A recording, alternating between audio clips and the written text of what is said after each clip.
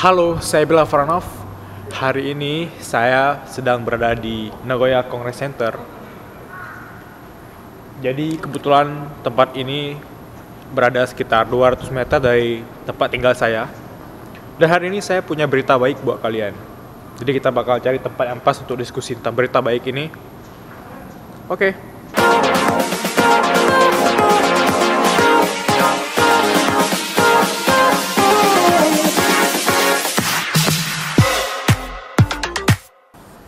Oke, pas.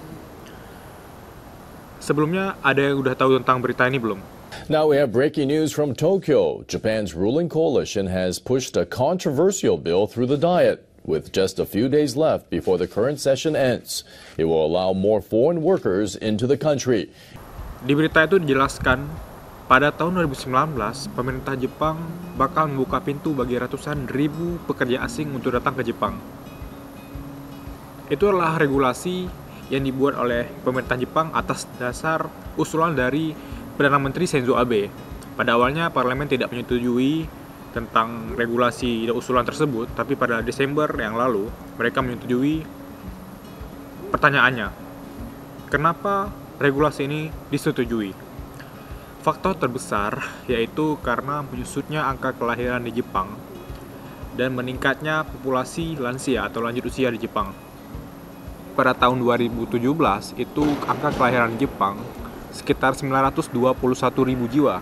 Itu turun dari 2016 sekitar 25.000 jiwa. Dan penurunan tersebut justru membuat Jepang semakin merasa was-was. Karena angka kelahiran di Jepang berkurang, tetapi saat ini jumlah lansia atau lanjut usia di Jepang itu semakin meningkat sekitar 40%. Dan ini kan menjadi beban bagi Jepang. Oleh karena itu mereka membuat regulasi ini. Nah, karena semakin tingginya angka lansia di Jepang, maka pemerintah juga akan membuat regulasi untuk mempekerjakan pekerja yang khusus menangani lansia gitu. Misalnya ada yang kerja di panti jompo nih. Ntar juga ada yang fokus bekerja di bidang perawat atau ada yang pekerja rumah tangga. Dan gajinya itu memang gaji Jepang. Gaji yang cukup tinggi jika dibandingkan dengan gaji di Indonesia gitu. Dengan upah di Indonesia.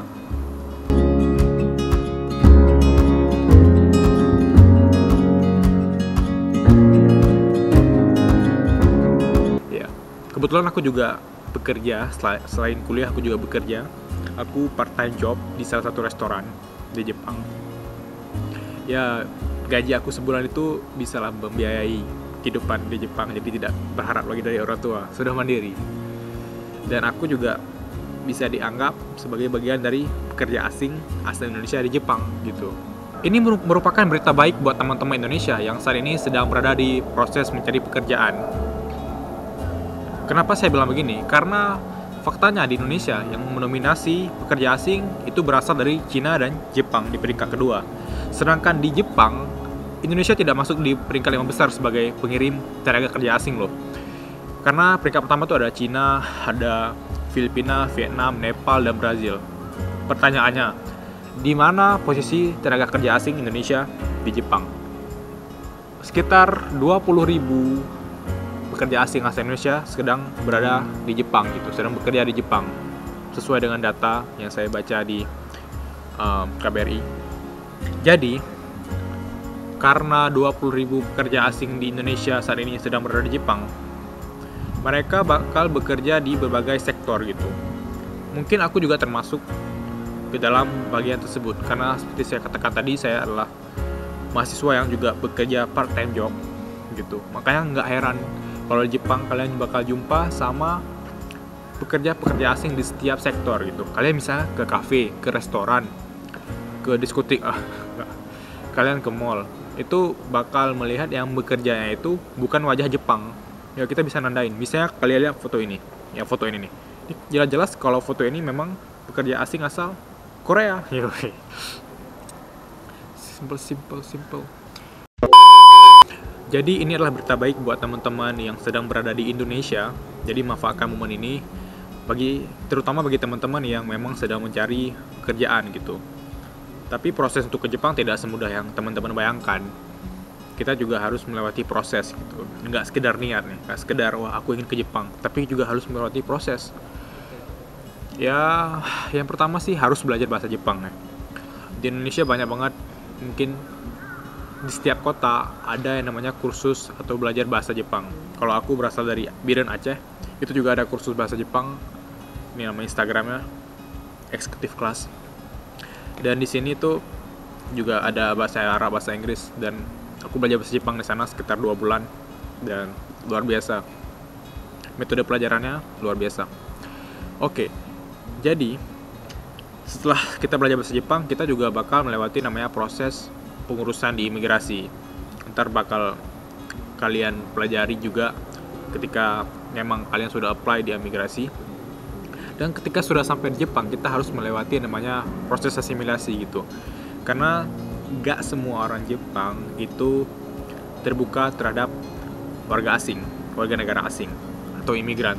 Karena mereka juga pernah melewati namanya proses isolasi, atau mereka ini masyarakat yang homogen, tidak terlalu terbuka terhadap dunia luar. Makanya kalian bakal melihat dan bakal kenal sama beberapa orang yang mereka tidak suka foto, tidak suka mengumbar wajah mereka di sosial media gitu.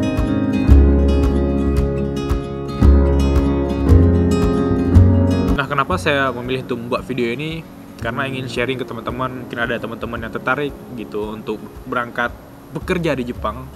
Karena ini adalah menjadi sebuah solusi bagi tingkat pengangguran yang tinggi di Indonesia gitu.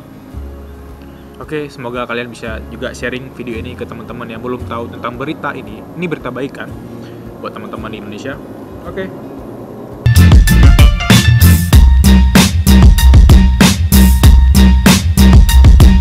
Jadi, aduh, helikopter. Maaf teman-teman, agak ganggu.